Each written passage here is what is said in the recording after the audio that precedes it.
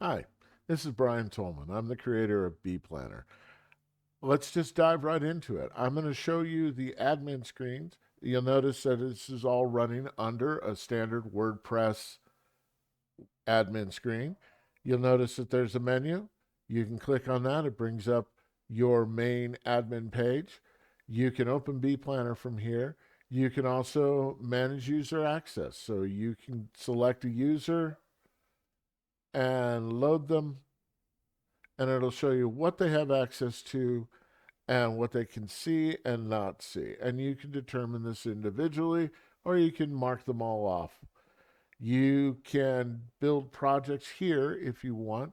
When we get to the user interface, I will show you the project builder that I think you'll really like. So, with these, you can add a new project. Notice that you're setting a description and goals. That comes in more with the AI, but meanwhile, you can set the goals for the project. You can also select all these categories. Categories and projects are not linked.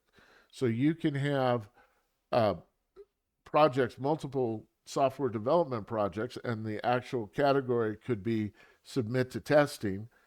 And you can have multiple projects that have the same categories. That gives you the flexibility to bring up a report of how many projects have a task in that particular category.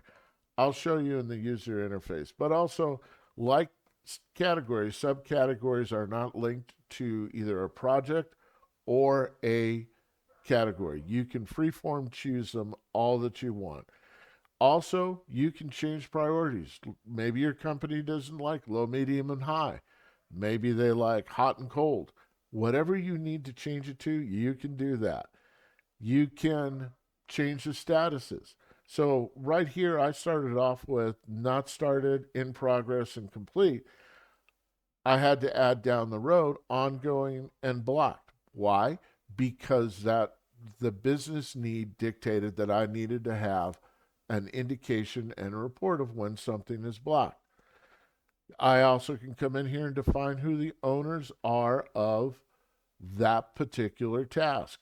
That allows you to establish multiple ways of communicating with the people. It also gives you a handy way to look it up. Then I can have the same information for vendors. Vendors, I can get my vendor information here and I can assign not only an owner to a task, but a vendor. So if I have to have one person work with a vendor, I have that ability to define that in the task. Your AI settings were right now set up for OpenAI. Great. You get use your own API. You just put the API information in there and it will work. Time tracking, this allows you to determine whether it's rounded up, to the minute or to the quarter hour, however you want. If you want to import and export data, you have the ability to, if I take any of these projects, like I'm going to take the bPlanner website, it then generates a SQL statement that you can take and put over here and import it. I'm going to leave it on dry run just to show you what the results would be, but it would then create the project for you. Where is this useful? If you have multiple sites, if you have to work with multiple clients, you have the ability to create a whole website just for them that you can not only take a project you've done for someone else, bring it into the bPlanner system, and be ready to start right away.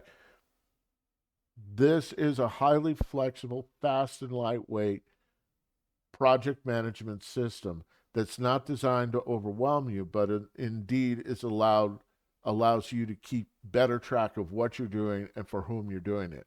I'll show you more over on the user interface. I'm excited. I can hardly wait to show you.